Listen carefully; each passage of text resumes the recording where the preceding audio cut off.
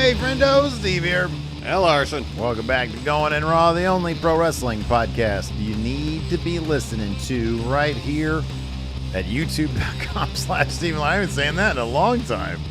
I don't know what happened there. But I think there's so much on our plate today. Yeah. And then if you notice, you did the notes, and that's awesome.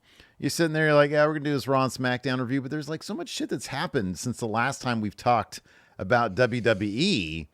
I loaded up 2 news stories today too, Larson. There's so much. Oh my god. Here's the thing though. It's gonna be a 2-hour show. Then we got hot takes still to do. That's at least an hour. Oh, it's so tragic. We have to talk to our best friends about wrestling today. Because here's the thing, dude. There were 2 stories that were huge last week that did big numbers. And we wouldn't be the professionals we are if we didn't follow up. Nah, this is because you're endlessly tickled by this AI story and want to talk about it. That's why. No, honestly, it's a pretty big, and I had said several times when we talked about the WWE AI story last week, take that shit with a grain of salt. I know, but what was published in the newsletter was wildly entertaining, and it's just funny to think about that being the reality. I know. Sometimes it's so wildly funny and so weird too, because there was this. So the story, for those of you who might not have been paying attention last week, was Dave Meltzer in the newsletter had mentioned that a gentleman by the name of Cyrus Kasauri, was hired by WWE as, I think, a senior creative director, I think was the title he was given. He was leading the AI initiative. That was the implication, that he was going to be leading. He's the guy who's going to be implementing AI, and the idea that AI would at some point be heavily involved in WWE creative was basically, said that's what Dave said in the newsletter. Then Dave backtracked a little bit and said, well, that was misinterpreted. Dave, it's your words. You wrote it. I mean, to be fair to Dave, sometimes you write things, I'm not sure what he's trying to say here. So maybe he rereads stuff and is like, I'm not sure what I'm trying to say here. That could be. It might have been late at night for him. I don't know. In any event, because newsletter wasn't up till kind of late for him Friday morning. Oh, okay. Usually it's up when I get up Friday morning, and it wasn't this time. How many times do you think he's written that thing, pulled an all-nighter? Oh, I would say more often than not. I think he's... You think that's probably the norm? It would explain a lot. That could be. Given some of the grammar, but those newsletters are so big. Anyways, Fightful Select Sean Ross Sapp, which Fightful Select, we always recommend you guys sub over there because it's good stuff. We don't need to tell you that, though. So they tampered down a lot of what's been talked about here, sadly. He said this, Fightful Select Sean Ross Sapp learned that there have actually been AI tools at the disposal of the creative teams for years. However, it's mostly been used as a glorified creative assistant to look things up like the last 2 time wrestlers had a match. One source familiar with the process said that it would be more of a not starting with a blank page approach than write the show for us. Hey. Yeah, Larson has a question. Regarding the last 2 times wrestlers had a match, does WWE not know about cage match? Yeah, but if it's implemented, I don't know what kind of structure they have for the writing process. I imagine it's probably not just some fucking dude on his notepad. Yeah, not anymore. Probably have a spreadsheets and a database and all that stuff. Yeah. I have no idea what that writer AI program does, but I would imagine it's probably facilitates large writing teams to be on the same page. Yeah, maybe. And so if they implement that within this, I only went so far to make sure it was a real thing. That's it. Yeah, right. I know. So it probably is a little bit on the easier side to be okay, for example, when I was working at the Kings, I was logging a lot of their photographs, and they have a whole database. Yeah. Where, this is 15 years ago. Yeah. And so they probably just have that installed into whatever program they have. So, Yeah. I mean, when I was logging tapes years ago, it was the same thing. They had a huge database. Yeah. And if you're looking for something, you just got to search for it. So if they have some sort of weird chat box thing where it's or chat bot, whatever it's fucking called. I just want to make a joke about cage match. That's all. Yeah, that's good. Well, fuck, dude, are you not aware? Like on Google? I know you got to actually put in the URL. You can't just search on Google for a cage match anymore because it won't come up. That's wild business. That is crazy. It's very popular. I don't get it. Very popular website amongst the wrestling nerds. Anyway, he said this. Nobody said, in asking around on the creative team, nobody said that they knew of anyone on the team who actually used the AI system provided for more than a couple minutes. Hey, when's the last time Rusev had a match? Let me take a look here. Cage match isn't coming up. Let me ask Writer AI WWE. Yeah. Regarding the new hire, Fightful Select says, the WWE creative team is of the impression he's being brought in to find ways to help using AI to remove background noise of shots or organize files quickly or work on production elements as opposed to creative storylines. One employee in production told us that they work insane nonstop hours and they're actually excited to get AI aiding in some of the things they do.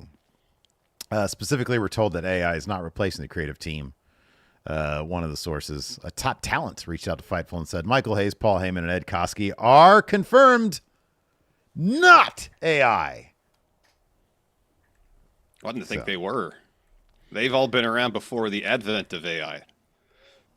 Yeah, that's true. That is true. So they're not AI. Yeah. Paul Heyman's probably, like 60 or something like that? Yeah. I don't know if AI was around back Michael Hayes, at least that old, too. Yeah, he's really old. Yeah. I don't know how old Ed Koskey is. And Michael Hayes kind of looks like an AI character, though, doesn't he? Kind of, yeah. Yeah, he kind of does. So, yeah, I'm not surprised at all by this. I just think this poor son of a bitch, Cyrus Gossauri. Hey, Steve, maybe the situation is they use this writer AI, typed in the prompt, and it spit out a terrible idea, and we're like, no, we're not using this. You can organize our files for us. An attempt was made. You got to start at the bottom, pal. Listen, writer AI. You got to work your way up here, writer. Maybe at First, some point. writer assistant, writer AI. Well, hey. Now some good ideas. Maybe we'll give you some of the B and C stories to work on. It's going to replace all of us at some point anyways, Larson. So you got to start somewhere. Yeah.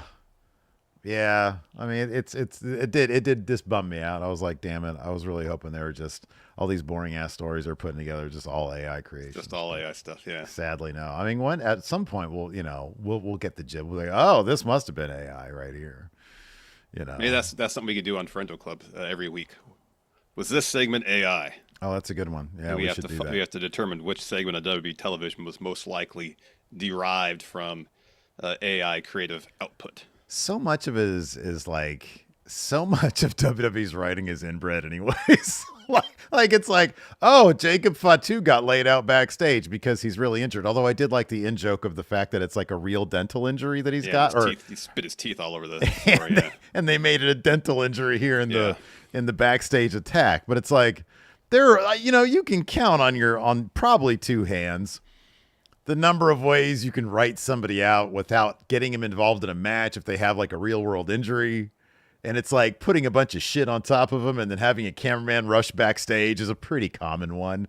And that's what AI kind of does. It's like if you type it into ChatGPT, book me this story, it's just going to come up with the same fucking conventions that you always get. They're not going to come up with, at least not yet. I don't know. 50 years from now, the wheel. No. 50 years from now, we'll have some AI auteurs out there. But right now in 2025, I don't think that's going to happen. Maybe the key is you go into this AI program, put a prompt like, come up with pro wrestling storylines that are inspired by the oeuvre of Werner Herzog.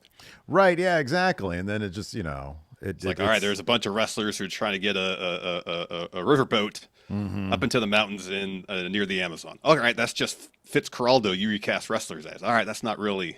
Right. Although now I kind of want to plug that into ChatGPT and see what it comes up with. This is actually a good point. Muted Mayday says Triple H definitely doesn't like cage match. I wonder, to your point about cage match, I know it's a joke, but couldn't like the people behind cage match see? Do they have access to? No, I guess they don't have access to like IP that's accessing their website. Or why wouldn't Triple H like cage match? Oh, I don't know. Because like they rate matches poorly.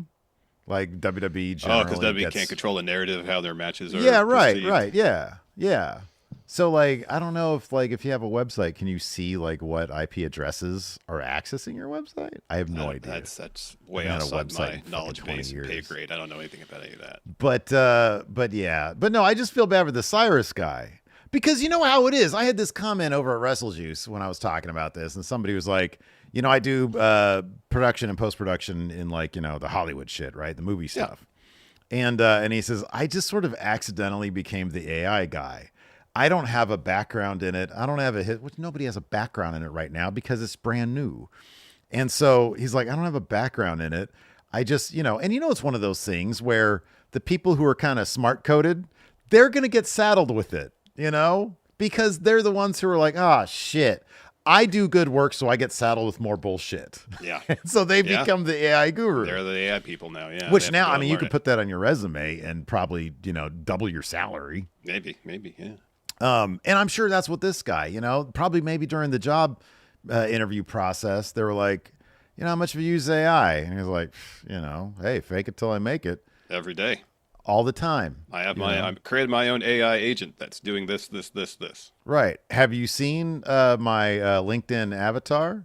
It's in one of those AI pictures of me in like the, whatever history sometime.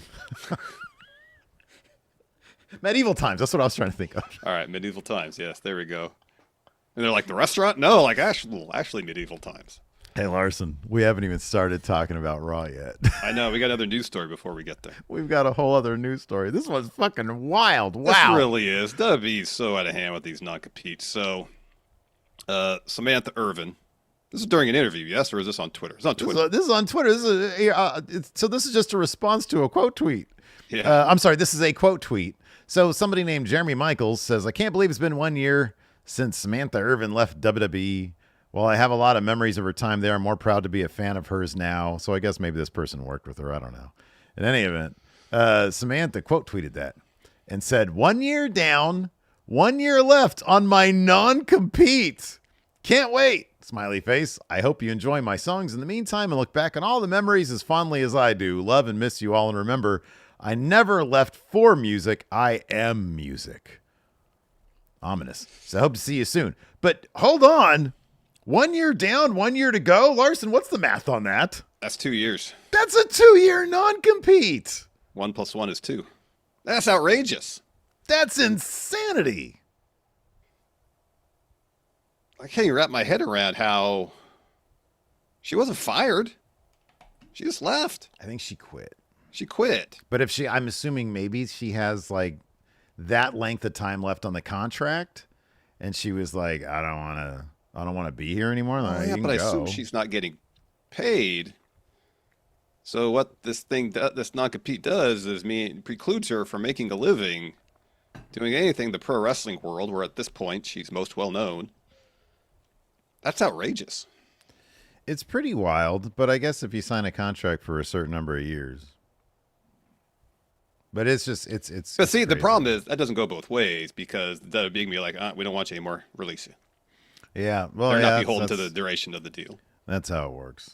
But, no, I know that's how it works, but it's bullshit. That's how it works. Yeah, yeah, but if you sign somebody to like a 5-year contract to do a thing, yeah, and then they decide not to do that thing anymore. No, I understand that. 2 years is outrageous, though. Yeah. That's outrageous.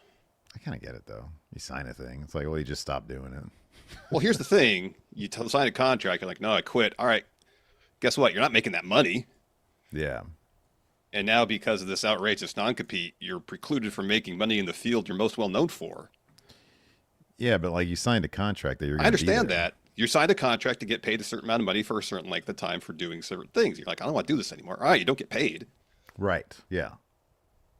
I understand how contracts work. But it's an industry where there's like competition between like, I understand that if they want to, if there's, I kind of think non-competes are bullshit across the board. That's just me personally.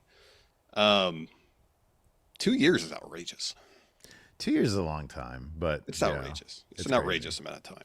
Yeah, is this actually a non-compete though? Like, I mean, she says it, but I don't know. If the idea is she quit and WWE's like, well, you can't work in the wrestling field for 2 years, yeah, that's a non-compete.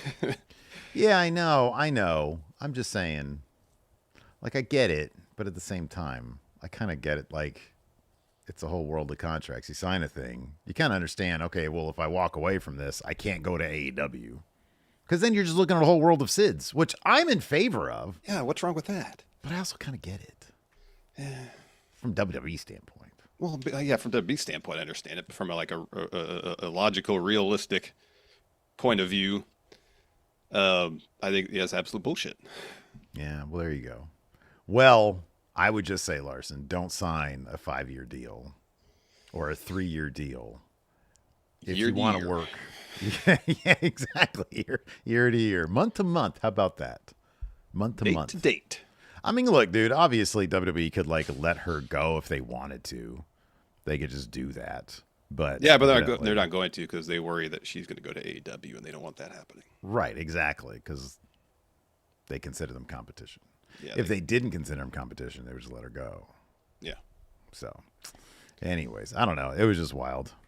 Yeah, 2 years is an outrageous length of time. It seems like a long time. But again, you sign a contract. Anyways, you want to talk about Monday Night Raw? Oh, let's do our Oh, we have a sponsor for the show this week. We do. Awesome. All right, let's talk about them then. Let's do it. This episode of Going in Raw is sponsored by Cash App. Steve, there are some things in life that I cannot stand. For example, wind. Oh, yeah. Can't stand it. Yeah, no good. Olives. Ooh, can't stand them. Love olives. And overdraft fees. In fact, I remember back when I was working my very first job and I got hit with some outrageous overdraft fees that basically ate up an entire day's worth of work. So frustrating. Oh, man, that's horrible. While I enjoy myself some olives, Larson, we can agree on the overdraft fees. They do stink. Thankfully, Cash App does more than you think when it comes to having your back and making sure your money stays your money. If you direct deposit at least $300 in paychecks each month and use the Cash App card for purchases, you can unlock up to $200 in free overdraft coverage. If you overdraft unexpectedly, there are no hidden fees. Manage your money on your terms and take advantage of free overdraft coverage up to $200 on Cash App today. For a limited time only, new Cash App customers can earn $10 if they use code Cash App 10 in their profile at sign up and send $5 to a friend within 14 days. Terms apply. Cash App is a financial services platform, not a bank. Banking services provided by Cash App's bank partners. Prepaid debit cards issued by Sutton Bank, member FDIC. Overdraft coverage provided by Cash App, a Block Inc. brand. Visit cash.app/legal/podcast for full disclosures. All right, now would you like to talk about Monday Night Raw? Well, I suppose that's kind of the thumbnail. We kind of have to, yeah. It's like the big thing in the thumbnail. I got a little Ilja there. We're going to talk about Smackdown. Somebody earlier in our YouTube chat was like, "What are they doing? What are they going to do? Smackdown and Raw together all the time?" No. Usually we do Friday Smackdowns. This past Friday we both had like family obligations. I think not this. And then yesterday, normally we do the review on Monday, but then we had Wrestle Dream, and I didn't want to combine that shit, And then on I think it's the 31st. That's a Friday, yeah. That's a Friday, obviously. But there's a Saturday night's main event the next day, so we could do Smackdown Saturday night's main event review then. Perfect. That's right, the 1st of November, which will now feature as there we go. Look at that segue. Probably the main event. Jey Uso. Yeah, they said as much. Yeah. CM Punk. I don't know if there was a Cena match that would supersede that stuff. Well, no, there's not a Cena match, but on SmackDown, it was Cody was saying that whoever won between Drew and Jacob Fatu would face him at Saturday night's main event. That's right. Yeah. So yeah, they might do Cody versus Drew too or again. No, I don't think that's going to main event over Punk and Jay. No, I don't think so. For the vacant title. Yeah. No, I don't think so. Okay. Yeah. Not like Drew's going to win that match. Yeah, that's unfortunate, but you're probably right about that. We'll talk about the SmackDown stuff here in a second. So Jey Uso versus CM Punk for the World Heavyweight Championship. I saw. I was on the socials today, and I saw Ibu from Wrestle Purist now talking about how WWE loves to. They're presented with a situation where it's like, holy shit, you have an opportunity here to make something out of Braun Breaker, and then you immediately cool him off. Well, he was rude to Adam. He was rude to Adam Pearce. Yeah, he was rude to Adam Pearce. I actually like the backstage where Paul Heyman was like, "Listen, sometimes it's more about, or it's just as much about the backstage politics as it is about hurting people." And Braun Breaker was like, "Okay, cool, right on. I'm just not. We're just out." We're just out. Like the most backstage politic guy is telling me that he couldn't get me in this battle royal. Yeah. That's cool. That's fine. I'll just go ahead and cool down for a bit. Braun was rude. But here's a way of looking at it. This is how I kind of view it. First one, I'm happy because I was right that Jey Uso's in this match, get the shot, this title, and I hope he wins. He probably won't, but I hope he wins. Second, and nothing we saw on that backstage segment would lead me to believe this is going to happen, but if it were a thing where now that Braun and Bronson feel like they've been wronged by Adam Pearce, they make Adam Pearce's life a living hell. Constantly messing stuff up, beating the shit out of people. What they should do is have them do all sorts of cool, destructive shit and keep them involved. You have people doing cool stuff, especially if it's cool, destructive stuff. They're going to get over. You know, and we don't know what's going to happen at the end of this match between Punk and Jay. Are Braun and Bronson going to wonk it somehow, where they end up laying both Punk and Jay out? Maybe Braun absconds with the title, says, "This is mine. Take it from me if you dare." You know, I nothing I saw about because I wasn't fully on board with the idea that Braun was going to be handed the title right away. I thought it was going to be a situation where he's going to have to work for it. And the way they kind of wrote him out of the Battle Royal was kind of lame just because he was rude to Adam Pearce. But I understood it. And, you know, I guess there's a bit of a double-edged sword where, all right, you're pushing somebody to the fore as a leader of this group. Do you put the title on him right away? Or do you take time and really build an organic fashion? You know, and depending on what approach they take, there's not a right or wrong answer to that. But given how loaded Raw is in the main event scene right now, you have someone like Punk win that title and have Braun win it from him down the line after he's been built up more as even more of a destructive force. Long run, it might be for his benefit. Yeah, I mean, look, Braun's going to be over. They're over. Like, that's not a problem. It's he looks so damn good with that title. And he does this huge angle, which, yes, it's by necessity because Seth Rollins is actually injured. But they do this huge angle that sets up your future to be now. This guy is a new, unpredictable, destructive force. And he's extra dangerous now because he took out the top dog. And they cut to a backstage segment, and as much as I loved this throwaway line when they cut to the backstage segment, he says, "Oh man, that Pearce, you know, we should really probably like steal his shoes and put them somewhere," you know, which is funny. I laughed out loud at it, but like you have an opportunity where this guy is hot now, the biggest angle of recent history, and then he's not even factored into the Battle Royal. Well, it's a lesson for us all is to not be rude.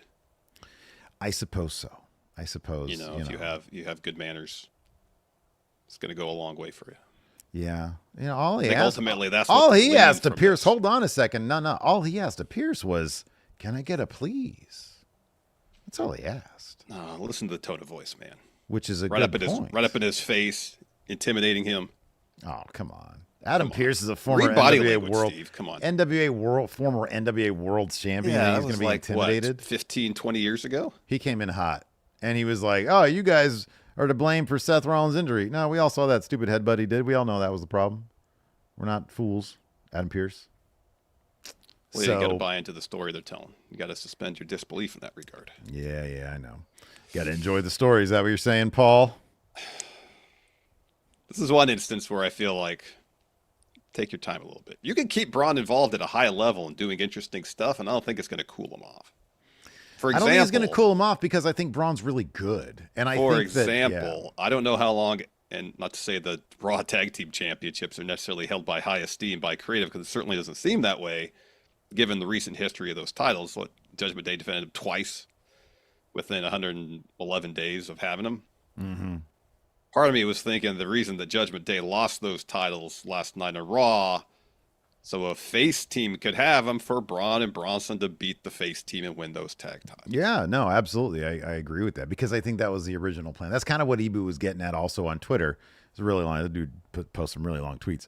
But But yeah, it's like they just stick to the plan, which, man, if you have a plan and you can, and you have faith in it, I understand seeing it through.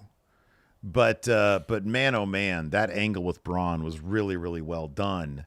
And I'd hate to see that momentum dissipate. They could build it back up. Sure. There's a million ways you could do that. But I really like the Becky stuff with Paul too. I thought that was really that was good. But yeah, it's going to be Jey Uso versus CM Punk at Saturday night's main event. Crowd's happy about that. Who couldn't be? I mean, these two are legit main eventers, obviously. You seem pessimistic at Jay's chances at actually winning that thing, but I know you're kind of pulling for him because you've been advocating for that. Well, when we did the last next champions video, I predicted Jay would be the next champion, so it's more like I want to be proven right. So. Oh, okay.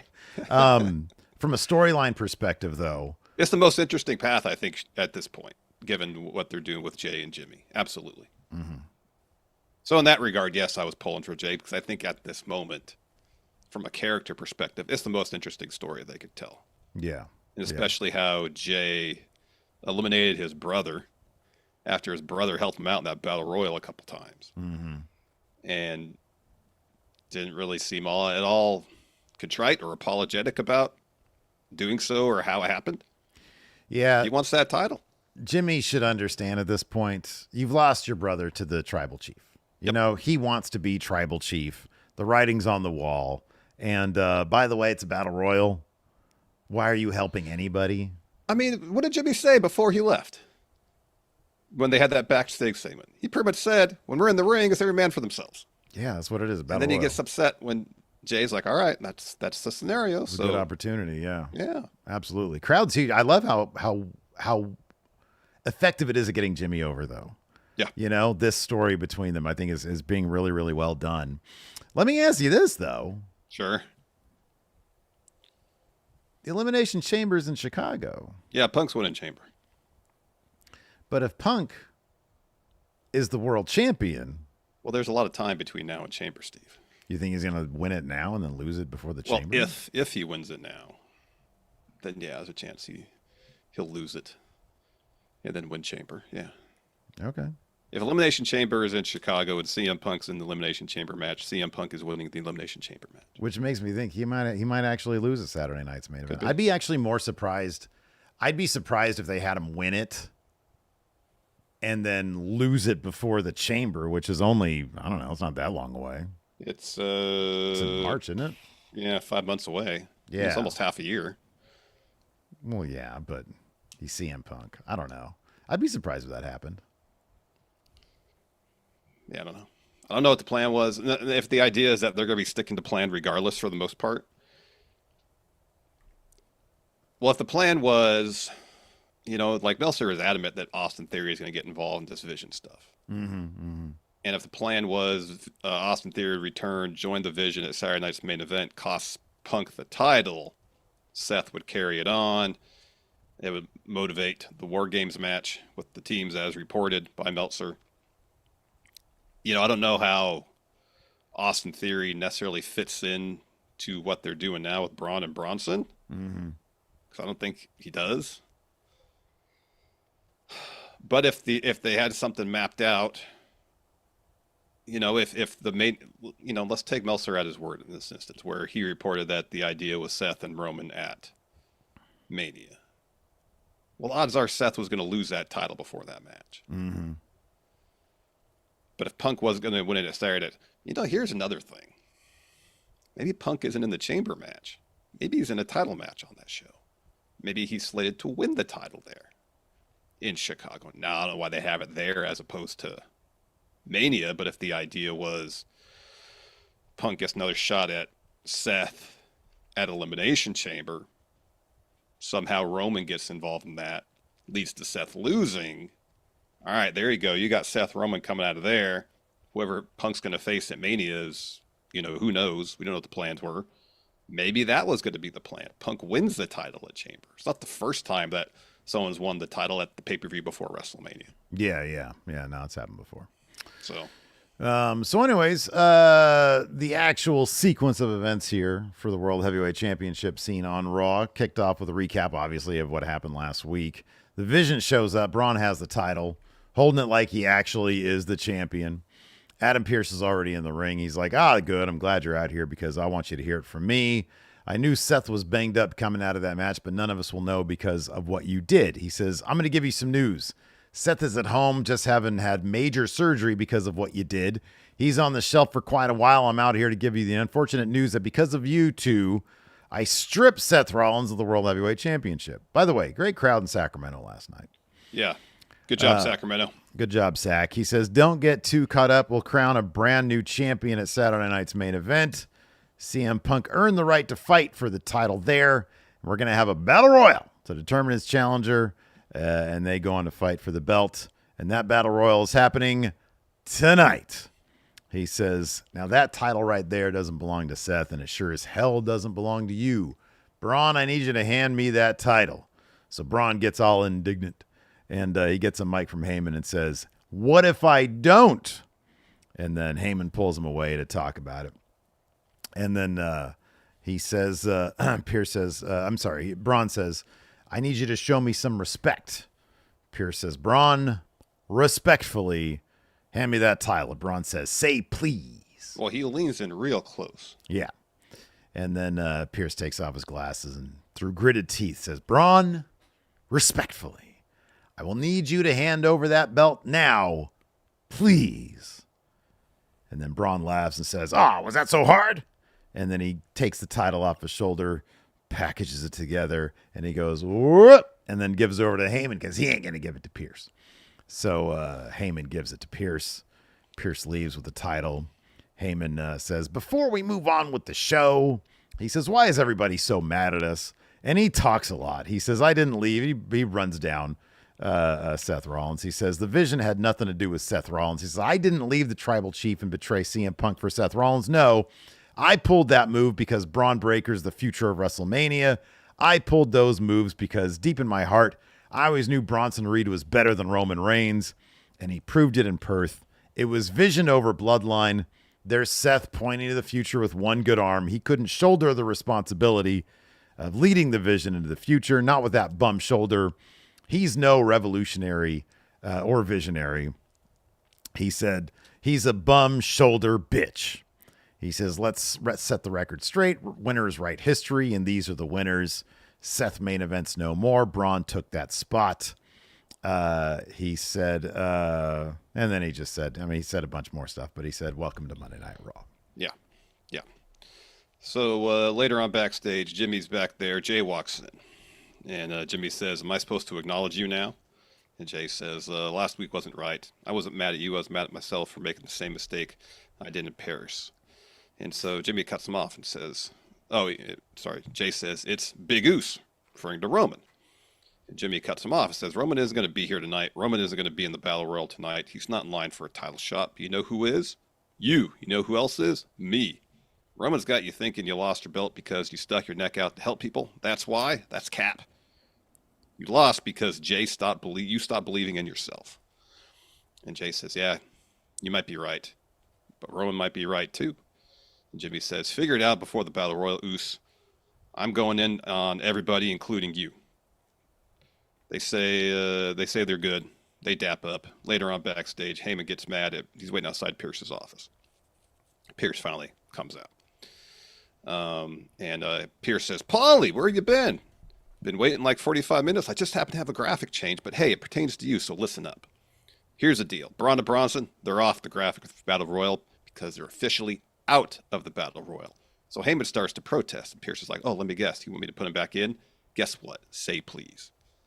So Heyman says, Mr. Pierce, sir, if you would please take into your kind consideration to put Braun and Bronson back in, please. And Pierce says, wasn't so hard. Tell you what, no. So he slams the door in Heyman's face. And Heyman says, this day is getting better and better. So he turns, and Becky's right there. He's like, this one was really good. So Becky walks up, and he says, I understand how you feel. I had no choice. Braun and Bronson conspired against Seth because of his shoulder. I got down and I got in between them. I put myself in physical jeopardy until that jeopardy became a reality. You're the breadwinner now. Survive the day is what they say. I survived last week, but your husband did not. I'm sorry about that, but there is a vision that includes you. It's win-win. You have a hot husband at home and an adorable oracle on the road. Think about it. Well, she doesn't. She pulls him by the tie and says, listen to me, you penguin-faced prick. Your snake oil salesman crap doesn't work. I don't like you. I never have. I've never trusted you, and neither did my husband. But unlike the people whose coattails you rode in on, he didn't need you. You needed him. He knew you would turn and was shocked it took you that long. But when he comes back, he won't hurt you. You're nothing to him. You're nothing without him, too. And all the people you love and surround yourself with, whatever Nepo baby you associate with, he'll kill them. He won't kill you. You'll just wish that he had. And then he walks off. It was a really, really cool bit. It was good. With it was really good. So then later on, we referenced this earlier, Braun's in the locker room with Bronson, and he just says, like they're cracking jokes, says we should go to his office and steal his shoes and leave him laying. So Heyman comes in, and Braun just says, I have a hard time understanding. We came here with the title. That was taken from us, and now we don't have a spot, so please help us out. So Heyman says, there was this rookie in 2002. Yeah, dude, it's just so long. He just lists off everybody that he's politics for. Yeah, exactly. Yes, been a wise man for, so on and so forth. And he says, it's not about who you can slaughter, but it's about backstage maneuvering and politics. He says, you want to see the vision of the future of WWE? Look in the mirror. It's both of you. So he leaves, and Braun just goes, got something to learn, huh? And Bronson says, yeah, me too. Breaker says, and hurt a lot of people. Reed says, yeah, me too. Yeah. Yeah. So I don't know. This is a situation where I guess, next week will give us a better indication of what they're going to do with Braun and Bronson. If it's something that's not attention grabbing, then I guess, maybe they're in danger of being cooled off. I don't know. We had, for the main event, the 18-man battle royal for the number one contendership. It was Ivar, Grayson Waller, Kofi, Dom Mysterio, Finn Balor, JD McDonough, Tozawa, Otis, El Grande Americano, Sheamus, Dragon Lee, AJ Styles, LA Knight, Jey Uso, Jimmy, Penta, and Rusev. Several of these people had already had matches in the night. There's a lot of people pulling double duty. CM Punk came down for commentary, especially like the second half of this thing. He was pretty darn funny. Like, he was really selling people in the first half. In the second half, he was just sort of goofing, and it was fun. Like, there was one part where LA Knight puts, I forget who, in a reverse submission Boston move. Crab, yeah. Yeah. And Punk says, oh, look at that. He's using a submission move in a battle royal. Maybe I do want to face him for the title. Yeah. Yeah, it was pretty funny. It was pretty funny. So after the final commercial break, we have AJ Styles, LA Knight, Kofi, Dom, who was eliminated earlier, but the ref didn't see it, so he came back in. Jay and Jimmy left. So AJ skins the cat because he's nearly sent out. Kofi avoids AJ in the corner, heads up top, but gets cut off. He manages to hit AJ with a flip, but gets dumped to the apron. So then AJ with a stun gun with Kofi on the apron. Then AJ forearms him off. Kofi's eliminated for the match. LA Knight avoids a Samoan drop, hits a Scorpion Death Drop, hits an elbow on Jimmy as LA Knight's looking for a BFT. Knight fights off a Styles Clash, and that's when I think LA Knight does the submission, the reverse Boston Crab. So Jay charges in, ends up on the apron. Him and LA Knight are fighting back and forth. And then Jimmy super kicks LA Knight to save Jay from being eliminated. So he pulls Jay back in the ring and helps him up. So AJ is looking for a phenomenal form on the Usos. They hit him with double super kicks. So they eliminate AJ. Shortly thereafter, LA and Jimmy, they're going at it. They're all tangled up in the ropes. And it's a good shot because you see LA and Jimmy in the foreground and Jay in the background. He realizes, this is my opportunity to eliminate two competitors. Mm-hmm. He just goes and chucks him over the top rope. Yeah. And Jimmy's instantly pissed. So that leaves Jay and Dom as the final two pretty quickly. Dom kicks Jay into the ropes looking for a 619. He charges, but then Jay just throws him over the top rope. So Jay gets the win. So the end, you see Jimmy just pissed. He's slamming his hand on the apron, screaming at Jay. Jay's not really reacting that much. I think he kind of more or less is saying, it's every man for themselves, Oos. Yeah. Well, you know, what are you gonna do? It's a battle royal, you know. Then Punk gets in the ring. They talk some shit. That's the show. Yeah, that's the show. We also had an Intercontinental Championship title match. Dom Mysterio versus Rusev. Man, Dom fucking cracks me up, dude. Not only that, we had like Judgment Day defended the tag titles and the Intercontinental. Yeah, busy that's night. Right. Yeah, and the Roxanne had a match against Stephanie Vaquer. Stephanie Vaquer. So Rusev's got the upper hand here. Of course, he screams "Game over," and he's about to put the accolade on. But as soon as he tries to, Dom gets out of that, goes down, grabs his belts. Penta shows up. He's like in the belt there, the timekeeper area. Rusev throws Dom into Penta over the timekeeper area. Dom then on the slide, because he's there, grabs the bell hammer like he did last week. Penta eats a right hand from Rusev. Dom slips the hammer in his boot. He trips up Rusev. Rusev catches the 619 though, grabs him, by the ankle, sort of notices that the hammer's in there. He takes out the hammer.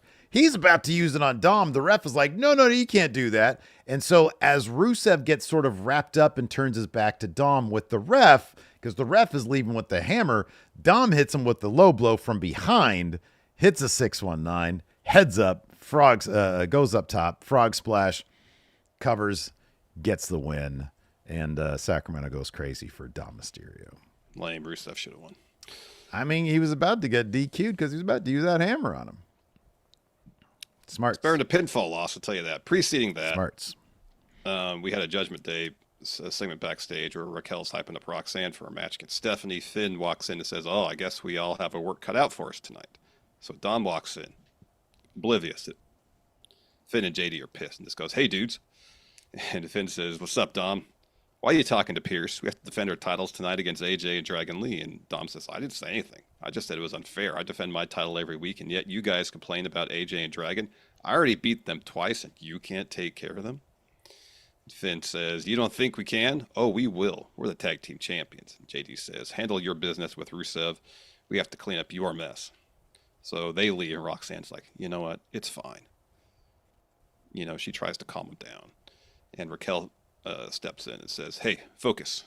You got your match tonight against Stephanie. So then we had the tag title match. I was pretty surprised that AJ and Dragon Lee got the win here.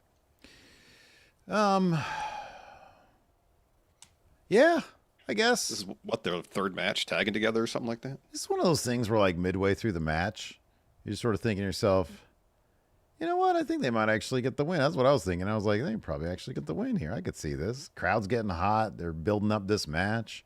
No reason for Judgment Day to keep these things. No. And yeah, like you said earlier, it does make more sense for a face team to lose to the Vision because that's totally going to happen. Yeah. But yeah, no, AJ Styles and Dragon Lee, the team of AJ Lee, get the win here. Yeah. Finn going for a Styles clash. Bad. Yeah, that was a fun bit. That was a fun bit. Yeah. And so AJ escapes that, hits a Styles clash of his own, and then AJ and Dragon get a bunch of pyro going off after they win. And then also Stephanie Vaquer takes on Roxanne Perez. Stephanie gets the win. She hits the Angel's Wings, as Wade called it. It's more of like Angel Wings gutbuster type deal. She gets her knees up. Yeah. But this is a quality bout. She gets the win. Afterwards, Raquel attacks Stephanie. Nikki Bella makes the save. They end up clearing the ring, Nikki and Stephanie.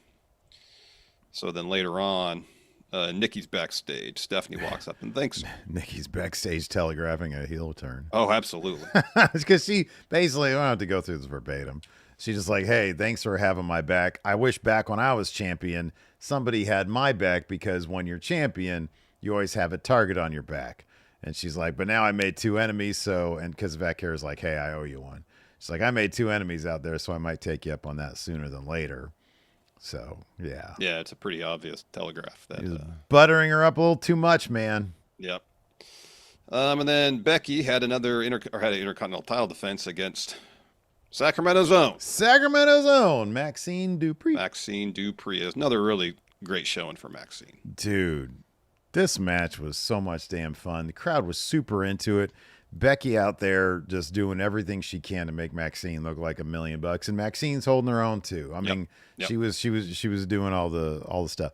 This was a really, really fun match. You know, considering what was it, a year and a half ago, where there was that house show where the crowd was dumping on Maxine. Yeah. And to see how far she's come, you know, it's great to see. It's awesome. Yeah.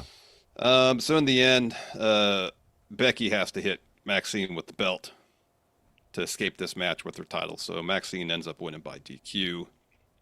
So Becky ends up throwing Maxine to the post, stomps her in the corner, hits a running knee, and then a manhandle slam, and then she takes her Intercontinental title and walks off.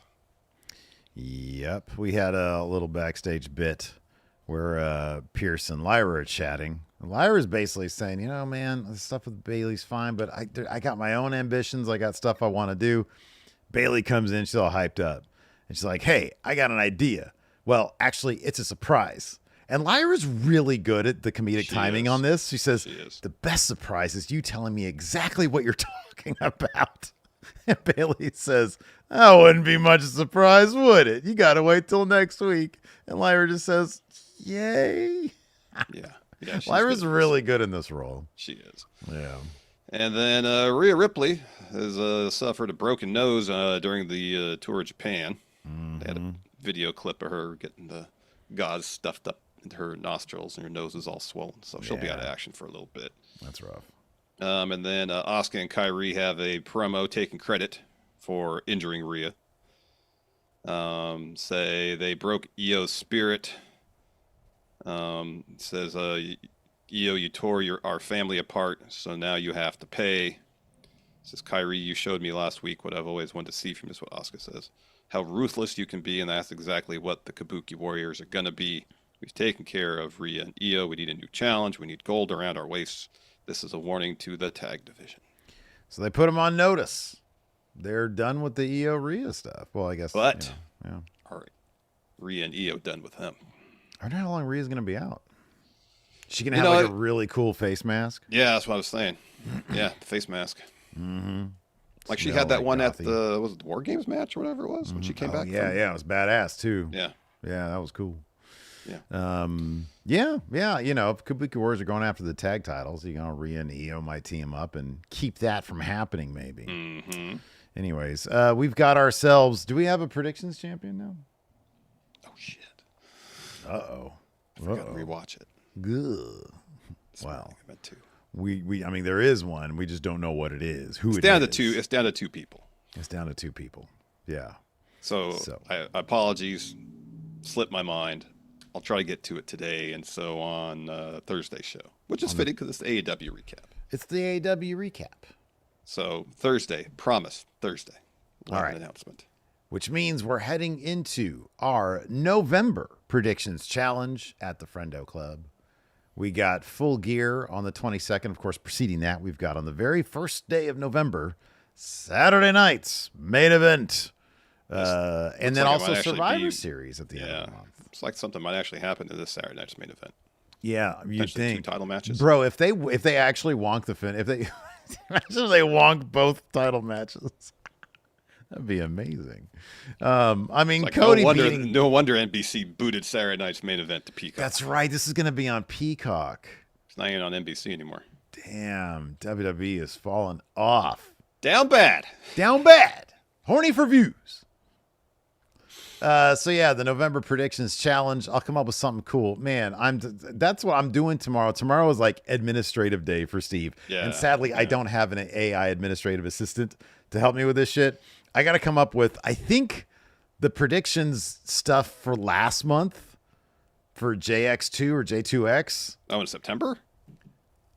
Yeah, because I don't think I ever came up with the predictions prizes for that. So I got to do that. I got to do October, and I got to design November. For October. Easy peasy. Okay, that's cool. I'll draw the Halloween Havoc guy. That's fun. Let's hold the pumpkin. He's holding the pumpkin. But what is he going to be hold? Can he hold something else that's not a pumpkin? I don't want to just do that guy. Well, if it's a pumpkin, but instead of Halloween Havoc carved in the pumpkin, it's Predictions Champion. God damn, that's a lot. You're having me do a lot, man. I got to do 3 of these things. All right, well, let me think about that. Maybe I'll go to my friend Allen Iverson, the artist. I'm joking. I am joking. I'm joking. Does anybody have Cyrus Kasari's number? That new Ilya shirt is hell. If it's not, then I apologize. That new Ilya Dragunov shirt I saw in WWE shop, that looks like our friend Allen Iverson might have made that one. Let me see. Take a look at it for yourself. I hope not, but I kind of feel like it is. That's the problem these days, bro. You never know. Yeah, I know. The one with the dragon on it? Yeah. Yeah. Probably is. Could be.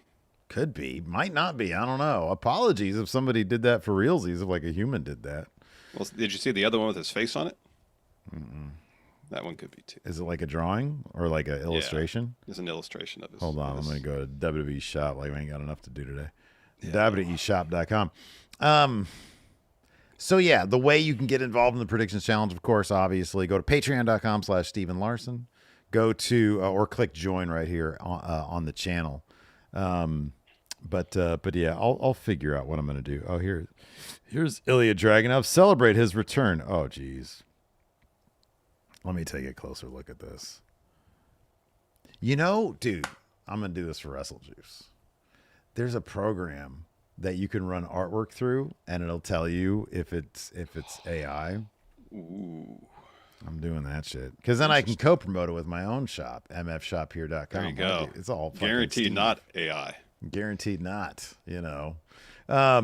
So, yeah, that's how you get in on the predictions challenge. You also get access to bonus episodes. We got to do bonus episodes soon. Oh, we got to do that. We should do something about, since it's Halloween, something about like supernatural characters and whether they still work in wrestling today or something. I don't know. Oh, man, I thought we were going to do like some fucking episode on cryptids. It's like not about wrestling, just... Oh, do that too. Power ranking cryptids. Cryptids work in pro wrestling. I mean, one cryptid that does work in the world of pro wrestling, and that's Chupacabra. Yeah, it's true. Yeah. Local sensation Chupi. Yeah. Mm-hmm. Yeah, I mean, I'm sure somebody... Well, hell, there's been a character named Loch Ness in wrestling. Somebody's had to have done a Mothman character. There's been a Yeti, even though the Yeti was a mummy. Yeah, right. There's got to... I mean, there's been... But a Sasquatch? There's had to have been a Sasquatch. Like, Giant Gonzalez looked like he was on the road to Sasquatch. Yeah, I don't know about this Ilya shirt, man. Maybe. I'm going to see if I can recreate Ilya, he's your new U.S. champion. Yeah, let's talk about the Smackdown now. I got a little lower for it and everything. We got Smackdown. Oh, look at that. So, no, you're very efficient. Like initially, Sammy... over on the Twitch, you got WWE Raw and Smackdown reviews. I got both. What is that font you're using over there? Is that League Gothic? Yeah, because I can't do the italicized Arial on just through OBS. Oh, you got to use... I think I use... I either use Helvetica... You can use Helvetica, too. Okay. Yeah. So, yeah, Sammy wasn't scheduled to have an open challenge on SmackDown last Friday. Yeah. And he insisted. He more or less said, well, I'm going to go do it anyways. Mm-hmm. Shove it, Nick Aldis. I'm going to have an open challenge regardless. And so initially The Miz was going to answer it. He gets laid out by Carmelo Hayes. Man, I'm sorry. If I showed up to work and they're like, no, dude, you don't have to get beat up. Just take the week off. Cool. Yeah. Right on. You'll catch me in catering, brother. Exactly. You know, yeah, the whole idea of a fighting champion is somewhat overrated. I'm not into it. Can't relate. Yeah, I know. Yeah, my body needs rest. Get a fucking mystery opponent every goddamn week? No. I mean, the first couple of weeks, like, he did it. But, like, you know, nowadays, like, a mystery opponent every week? Imagine we have to review a show and we don't know what it is till we start. That's the equivalent. I mean, kind of. Yeah. Like, if I don't, like, have I seen the show, though? No. That's hard. That's what I'm saying. That'd be hard. Yeah, if I show up and do that like, every week. Hey, you're going to review, like, this fucking Stardom show. Look, I'm sure it was great, but can I take the week off? Don't want to do that. So anyways, Ilya answers the open challenge. You know, that it was what the Fightful, I think, said that he was coming back super ripped. Had a neck tattoo. I text you this, dude. You wanted him to be like growth hormone when we were doing the video game stuff. I honestly kind of feel like AI has ruined me to a degree because like I have been pushing a lot of AI, like, you know, silly wrestling bullshit, not the Sora stuff where it's like Stephen Hawking rolling off Hell in a Cell. It's like, there's been videos of like these just like growth hormone dude. Yeah. Just massive, unrealistically.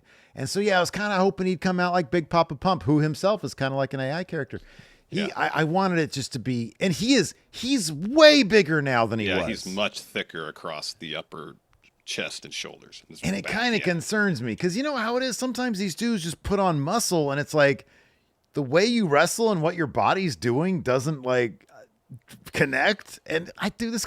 I hope it doesn't happen.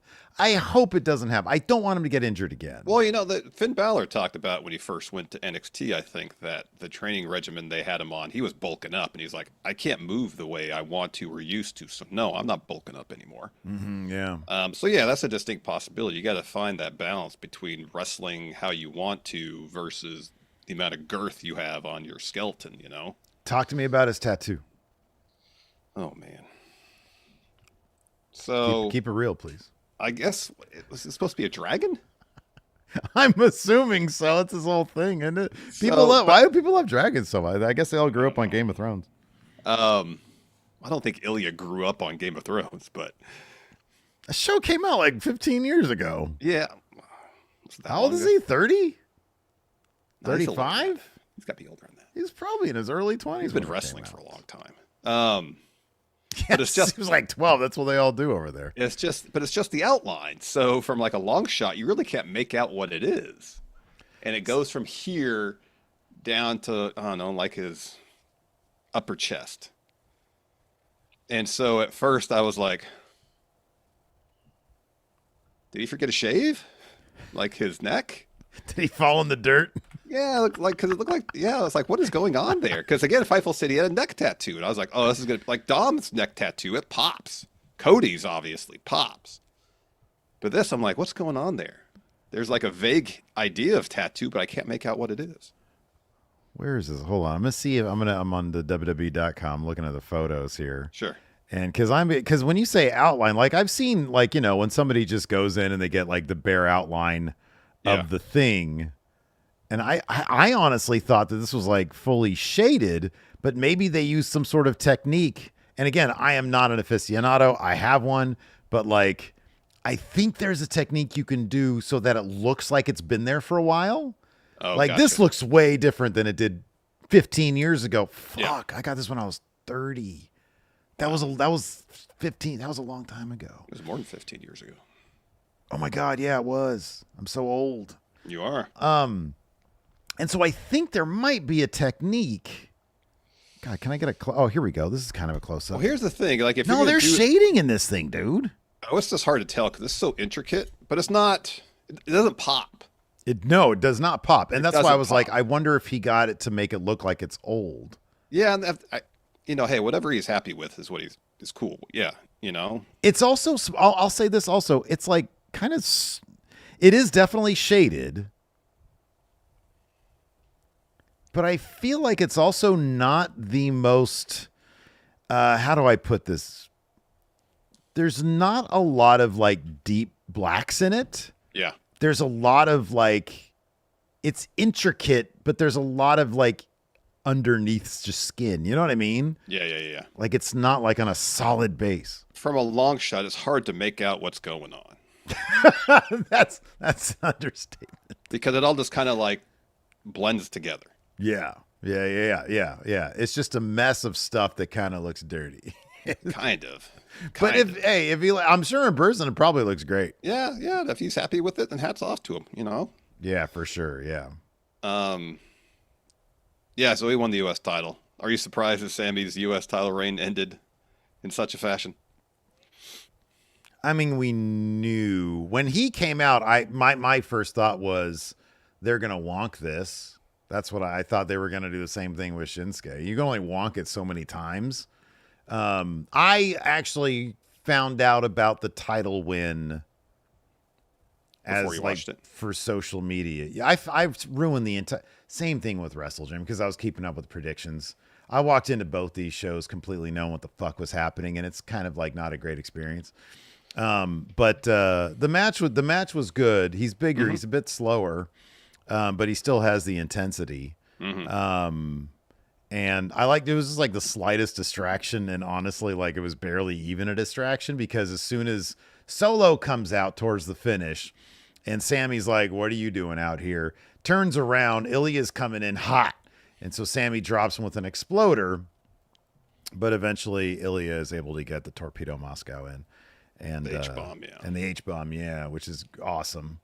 It was a really, really cool match, though. Crowd was really into it, and then, I don't know. I guess I was I was surprised. I thought it'd be like an Obafemi thing, but Ilya coming back on a return. I love it for him because he's not going to be Rusev'd.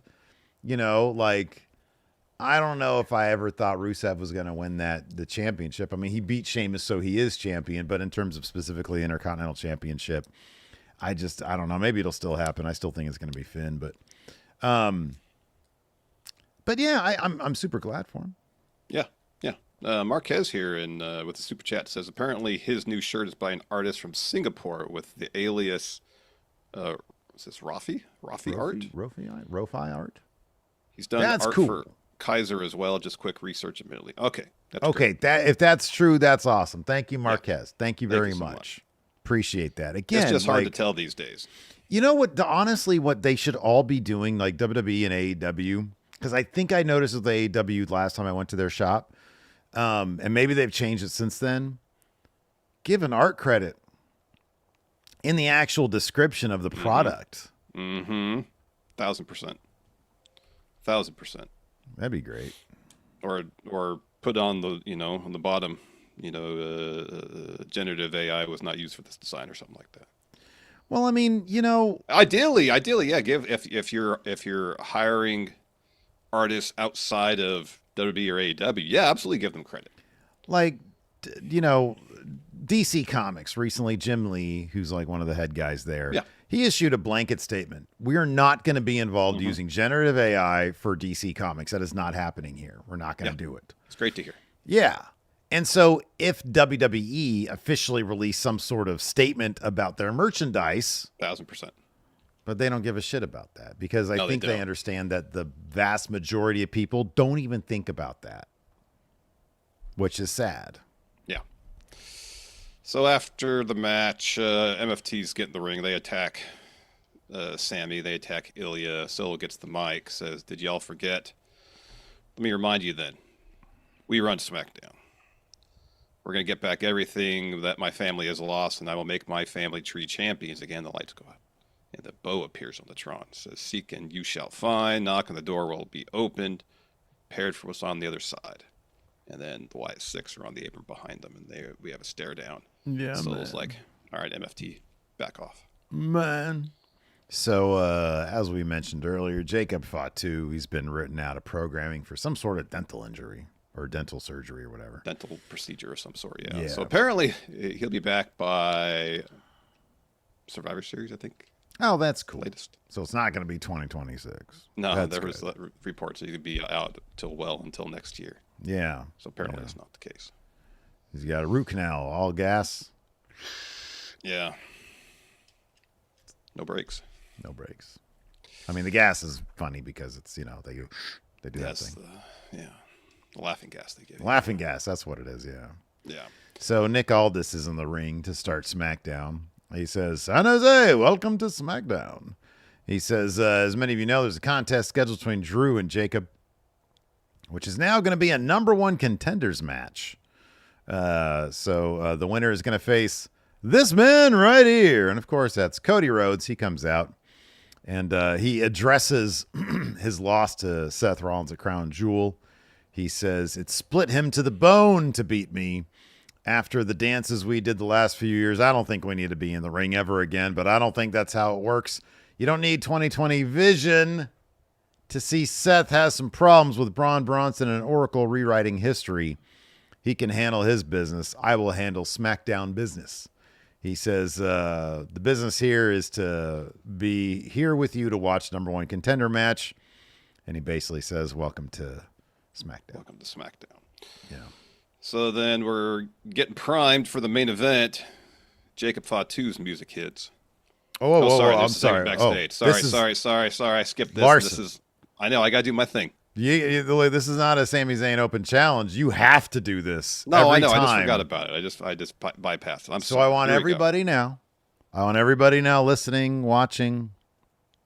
If you're watching, close your eyes. Because what you're about to witness is an incredible, uncanny performance of Larson inhabiting. This is method. Right, I'm getting into character right now. Strasbourg, I'm telling you. Larson as Jacob Fatu. You will not tell a difference if you close your eyes. You will think, you will know that what you're about to hear is Jacob Fatu. And scene. Hold on, you got to set it up first. Oh, Cody bumps into Jacob backstage. Jacob Fatu says, Cody, welcome to the Bay Area. San Jose, welcome to the Shark Tank. When I'm finished dog walking Drew from San Jose to Oakland to San Fran, even on the Bay Bridge, I will show you the real meaning of Ghost Ride That Whip. And you'll know Jacob Fatu is all gas, no brakes with it. You know what I mean? Oh. Bravo. Powerful. Bravo. Moving. Powerful, moving, epic in delivery. And then Cody just says, I hope so.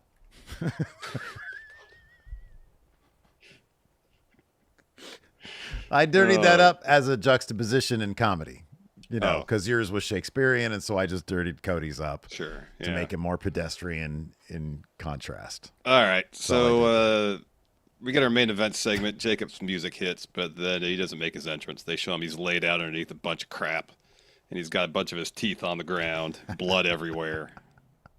So we go to commercial break. He come back. He's getting checked out.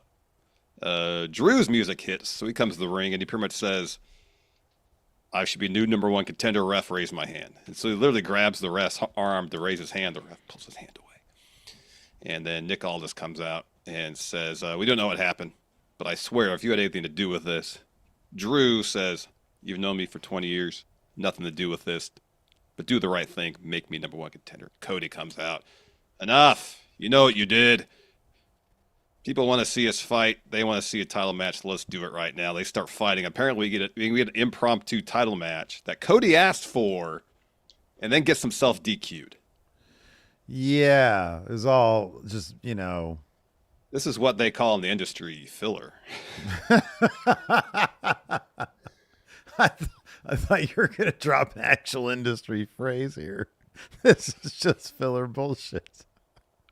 Yeah, like. the crowd thought the same thing, because as soon as Cody used that title on Drew, and they ring the bell, crowd just went, "Oh, the hell was that shit?" I know. Collectively, I know. And Cody's out there wrestling in a suit. Yeah, this was silly. An impromptu match at the end of a Smackdown. I get it. They had to write Jacob Fatu off to get his dent procedure. It's the best thing come up with to fill the main event spot. But it was just sloppy brawling, not much intrigue, and then Cody's the one that gets himself DQ'd by blasting Drew with the belt just because he's so incensed. He's so passionate is the word. Okay, so are we thinking like this was Drew, or are they going to do a thing when Fatu gets back, and it was like actually somebody else? Because they're going to have Drew move on. Well, at that point, Drew's going to be the champion, Larson. So no, Drew is going to lose his second bid to become champion. I might be cutting it a little close, and I'm sure Jacob's not going to be ready for any sort of serious in-ring action, but he could return. Oh, I think he's going to come back on the first? At Saturday night's main event, cost Drew this match. That could be. Yeah, maybe. With the idea that Drew is the one who attacked him. Maybe it wasn't the case at all. They'll just pick up where they left off. Yeah, that's 1,000% was going to be. Stick to the plan. I could see that. Stick to the plan. We're at fire. So, Sol Ruka. Zarya finally got their tag title shot. They lost, though. It's a good match. So, Blake Monroe was sitting ringside because she's challenging Sol Ruka for that North American title, apparently. So there's a bit of a segment where Saul's on the floor, so she's arguing with Blake. Charlotte comes up from behind and hits her with a chop block. Starts working the knee, puts her in the figure 4, attacks the leg some more, then locks on the figure 8, and then Saul has to tap. So Charlotte and Alexa retain.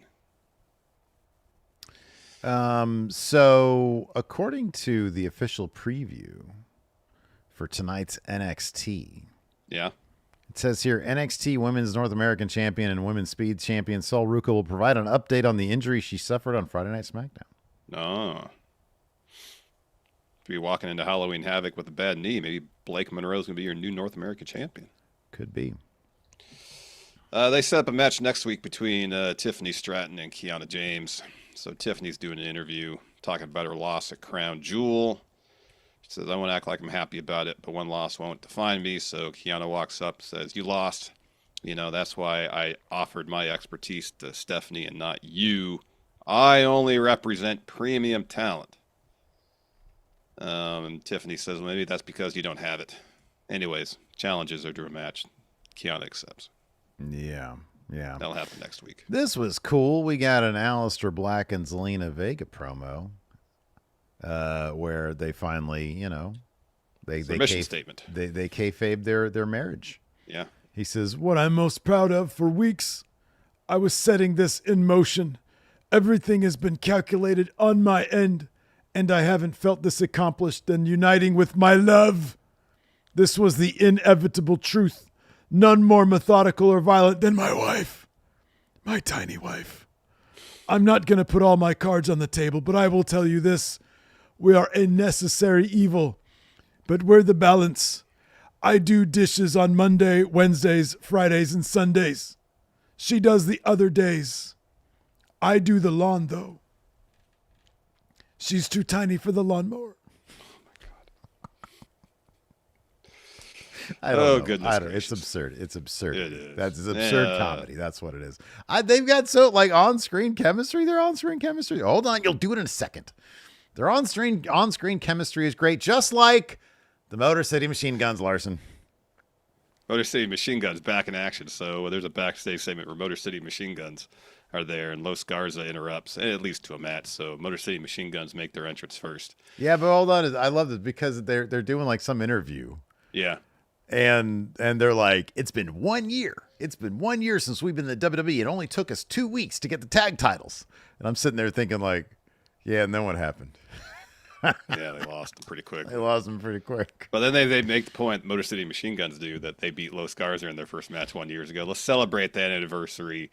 Motor City Machine Guns versus Los Garza again. That's so we get that match, Motor City Machine Guns Dude, versus Los I was Garza. pissed off. I wanted somebody to fucking walk this finish so that the Los Garzas could do their finish on the Motor City Machine Guns. They set it up. Motor City Machine Guns were about to take it. Yeah, but then the Motor City Machine Guns didn't take it. They broke it up. Motor City Machine Guns get the win. They hit a skull and bones on Angel, and Motor City Machine Guns win. They did. So that we're backstage. Fraxium and DIY are watching that match, Los Garza versus Motor City Machine Guns. And so they're making fun of the Street Profits. DIY is calling Street Profits. Or making fun of them, calling Los Garza losers, complaining about the White Six. And then Axiom is like talking shit. And so Johnny tries to take off his mask. And I think they're going to have a one-on-one match next week. Mm-hmm. Yeah, that should be good. Yeah. That should be good. Should be good.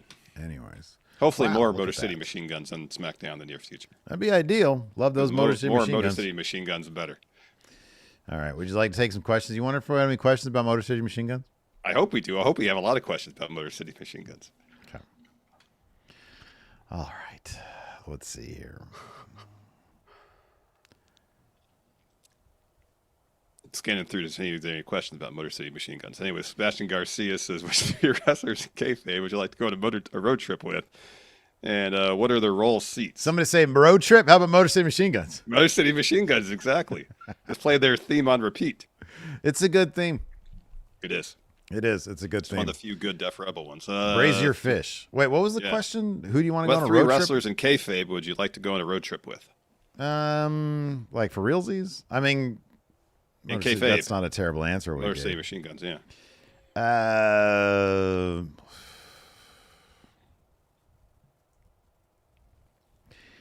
Probably. The answer is the New Day, as in Woods, Kofi, Big E. That's the answer. The old New Day. Let's be laughing endlessly. Yeah, it'd probably be fun. I would like the older ones, because I feel like, the younger ones, they're not going to be stopping as much. I need a lot of stops because I'm older. So I'm going to say AJ Styles. Cody, we'll take Cody's bus. It'll be AJ Styles. You don't have to stop then. You got the facilities right there. Yeah, I know, but now snacks. I'm rethinking it now. Cody Rhodes, because we have his bus. And then Arn Anderson for the stories. Let's see here. There was a super chat earlier from Noor, I think it is, and he did ask. He said, "Hey, when are we going to see that short film that we promised last year?" We actually had a conversation about it recently, so I think the wheels are going again. I think so. Yeah. Stay tuned. Yeah. We got a renew membership here from John and John. Voice. John says, won my first championship in a cage match over the Holy weekend. Thanks shit. for keeping the dream alive, gents. All the love. Congratulations. Bro, let's see the fucking picture, man. I want to see you with that title, dude. What the hell? Like. That's awesome, John. Congratulations, John. I'm just trying to do something. Says both Money in the Bank winners and Raw champions had to relinquish their titles. Oh, yeah. That's not a question. That's just an observation. All right, Steve, ready to blind power rank something? Fuck yeah. Jonah. All day, every day. Hold on. Says, you can get your stuff. I'll tell you what your category is. Jonah here says, blind rank these 5 Attitude Era entrance themes. Okay. Are you ready? 5, you say. All right. Let's have it. Number 1 here. Da-da-da-da-da-da. Stone Cold's theme. Stone Cold, number 1. Second option here. Are you ready? It's DX's theme. Number 2. That's just number 2 then. Next. I'm an ass man. Number 5. Triple H is My Time. Number 3. And lastly, Break the Walls Down, Chris Jericho's theme. Yeah, Break the Walls Down. Okay. I nailed that one, man. Look at that. Perfect. Excellent. Yeah. Calculated. Yeah. I'm calculated. Andrew here says, is it time to start reconsidering relying on Seth to be involved in major storylines / the face of the company due to injury? Either he's injured or someone else gotten hurt. I feel we've missed out on many potential great stories or pushes of other characters. Is it time to reconsider what? Making Seth the centerpiece of the company given his injury history. No. The answer's no. No. But like...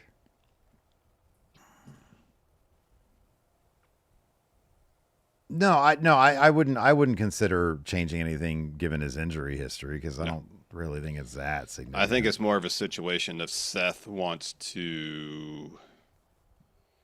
This is necessary because a lot of times he's gotten hurt. It's just been a freak thing. Change up his style a little bit. Do fewer coast to coast headbutts, for example. Don't stop trying new shit. Honestly, like the one with his original one with Kane. That's just a freak thing. Yeah, I know, but I don't know. That was a dumbass move to do. There are certain moves where it's like, why are you doing that? Like, it was just you're walking. You've gotten somebody. You have a giant human. Yeah. It ain't just somebody. It's Kane. He's huge. You have him in powerbomb. It wasn't just a powerbomb. He was walking around in powerbomb position. No, it wasn't. It was a sunset flip powerbomb off the top rope. When he landed, his instep hit first and it bent his knee inward. Oh, is that what it was? Yeah. Yeah, okay, that sounds familiar. The sunset flip powerbomb spot, I think, through a table. And when he landed around his instep and tweaked his knee inside. Yeah. Still. He shouldn't be powerbombing giant people like that. The show of strength is impressive. It's buzzing. Look what happened. And nothing to do. It could have been the show of strength. Busted his knee doing it. Dave Matusha. Anybody. He just landed wrong. Kane was huge. With Austin Theory still factored into joining the Vision, what would be the purpose of him joining in kayfabe? I don't know if he's going to be joining the Vision, though. Doesn't seem to fit. Well, if he does. Pin guy. That's what it's going to be now. That in kayfabe, he's like, you guys need a pin guy. Yeah, you're eating the pins. That's good. Yeah. Ethan here asks, if you were a kid right now, who do you think would be your favorite wrestler? Oh, fucking dude, LA Knight, are you kidding me? Mid-40s? You'd really relate to someone saying Keekster. Yeah, right. And the isness. I'd be all about the isness of the business. Mm-hmm. Yeah. I was a dorky-ass kid. What about you? Who would you like? I don't know. I'll be honest, man. Well, like, how old? Like my 10? It'd probably be Braun because he barks. I really like dogs. You're like, it's a dog guy. Yeah. I'll be honest with you. If I was a little kid, Stephanie Vaquer. Because at 47 years old, it's still Stephanie Vaquer. I haven't changed that much. Let's see here. We talked about that a little bit. Lucas asked about the possibility of the Vision wonking Saturday night's main event. I don't think that's going to happen. You never know. Brian says, does this Jay storyline work if he doesn't win the title? I don't even know necessarily what... I do think that like his obsession with the title means he should win the title as part of the storyline, yeah. At some point, but does it necessarily have to be now? Right, yeah. Would a loss would drive him even crazier, you know? But what's the window though? Like I don't know if you could drag the storyline out a year before he gets it. Yeah.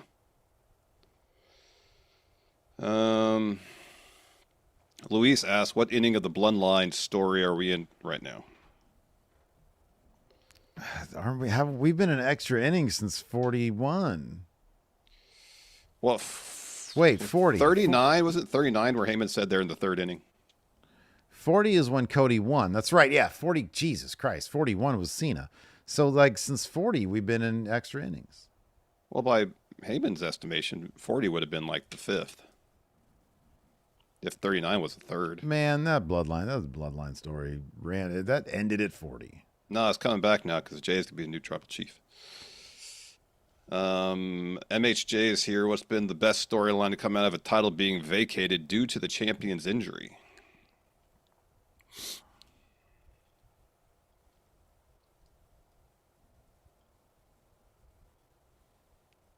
I'm not a fan of these questions. Of that kind of question. Didn't the Owens win after Finn had to vacate? Didn't who? Kevin Owens. With Triple H's help. Is that what they did with that one? I think so. Sounds like it might be right. I think. Yeah, but like that led to the his partnership with Jericho and all that was going on that time. Yeah, honestly that wasn't really. I don't think that title that they could have told that story without, like, they literally did the blow off with a different title. Yeah, that's how little the Universal title kind of mattered there. Well, I know that like it led to Jericho putting up the Goldberg thing. I get that, but I feel like they could have motivated that Festival of Friendship shit in any number of ways. Alex Foster says here, if Roman invited you guys to Thanksgiving and Christmas, nor despite Jimmy and Jay, what dishes would you bring? What's the Thanksgiving side that you think would impress Roman? Oh, dude, I don't know. Some green bean casserole? I've never made that before. Oh, really? No. I'll eat green bean casserole, but I'm not gonna make it. Got it. What? I make some really good roasted sweet potatoes. I'd bring those. Yeah. Okay. They're really good. Well, there you I'd go. eat them once a week if I could, but the rest of the family gets tired of them. Yeah. Let's see here. Fan of Driver says, which horror movie villains would be great pro wrestlers? Won't they all be a bit overpowered? Because most of them have, like, supernatural abilities. Yeah, no, dude. I mean, golly. I mean, they'd probably have to take Freddy's glove off. Well, yeah. Well, like, even to wrestle him, you have to fall asleep. Yeah, I know. Yeah. But if he came into the real world, which I'm sure he did in one of those movies, maybe. If he showed up and he gets in the ring and they're like, you can't have that fucking glove. Take that off. He takes it off. He's going to get killed. Wasn't Freddy a shapeshifter, though, at least in the dream world? In the dream world. But he was a dude at one point. He got burned up and then died and went into people's dreams. Yeah. So I think Freddy would get, he wouldn't be good. But Jason, he'd dominate. Michael Myers would dominate.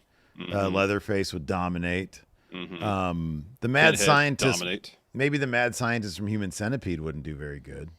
Maybe. He'd be a good manager. Maybe. Probably in the tag division, huh? Trios. Anyways, you have any other questions over there? Yeah, I got a couple more here. Nice. Finn Gardner said, would LA Knight actually be popular in the Attitude Era? And if so, more or less popular than now? LA Knight would be, at minimum, Mick Foley levels of popular in the Attitude Era. He would be so over in the Attitude Era. Yeah. He'd be incredibly over. Oh, yeah, big time. Yeah. Because you think about all them dudes who, like, cut those promos. Like, are all the guys that were popular were all the promo guys. And Undertaker. That dude couldn't cut a promo to save his life. No. It's remarkable. That guy, he wasn't a very good match guy. Not till later in his career, no. Not a very good promo guy. And even Terrible then, come promo. on. Even then, let's be honest, it was Shawn Michaels doing all the work there. Promo, Never 3 out of 10. was a good promo. That guy was exclusively presentation. Yeah. He's a better promo now on his podcast. Well, because he's just talking. He's just talking old stories. Finish with this one. Josh M says, the fish tank, 12 belt Monet, Jay back in the title picture this week alone is enough to cause the IWC to have a stroke. Good. Can you confirm going on wrestling Twitter that's the case? Brother. A lot of airing of grievances, I would take. It's all still going. Like, what's her name? Sarah Stock, is that her name? Like 2 hours ago, she was still whining about something Brody Lee's wife said. It just never ends with these people. They just keep fucking talking, keep tweeting. What are you doing with your day? Yeah. Go to a library. Yeah. Go walk around. Go do something. Yeah. Yeah. Horrible. I haven't been to the library in a long time. I went last summer because I took Bama. Yeah. Got our library card and everything. It's the only time we went. Yeah. It's like the one time. Yeah. I was like, this would be cool if we do this once a week. I'd get out, get my laptop out and do some whatever. And then she can like look at books. Yeah. But this didn't happen, Yeah. So anyways, that's going to do it for the show today. Thanks everybody for tuning in. Tomorrow we'll be back with your hot takes. And then of course, Thursday we'll be live for our AEW review. Indeed. And our news stories of the week that you guys want us to talk about. So keep an eye out for that particular thread. Make sure you're subbed to the channel. You have your notifications turned on. Till next time, we'll see you guys around. Goodbye.